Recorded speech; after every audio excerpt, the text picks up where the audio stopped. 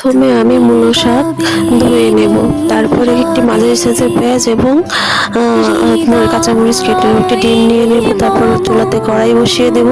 কড়াইয়ে সামান্য পরিমাণ তেল ঢেলে নেব এবং কেটে রাখা পেঁয়াজ এবং মরিচগুলো তেলের মধ্যে ছেড়ে দেব এবং সুন্দর করে ভাজতে থাকবো হালকা বাদামি কালার হওয়া পর্যন্ত। তারপরে ধুয়ে রাখা শাকগুলো আস্তে আস্তে একে একে করে ঢেলে দেবো। ঢেলে দেওয়ার পর সুন্দর করে নাড়বো চাড়বো, দেখবেন আস্তে আস্তে পানি ছেড়ে দিয়েছে। পানি ছেড়ে দেওয়ার পরে কিছুক্ষণ পানিটা শুকানোর জন্য আমরা চুলাতে শাকটা রেখে দেবো। দেখবেন পানি এক পর্যায়ে শুকিয়ে এসেছে, তখন ভালোভাবে আলতো করে নেড়ে চেড়ে একটি ডিম নিয়ে ডিমটা ফাটিয়ে শাকের মধ্যে দিয়ে দেবো। ডিমটা শাকের সাথে ভালোভাবে মিশাবো নেড়ে চেড়ে। তারপরে কিছুক্ষণ ভাজবো। ভাজার পরে একটু রোস্টেড টাইপের করে ভাজবো। ভাজার পরে তো রেডি আমার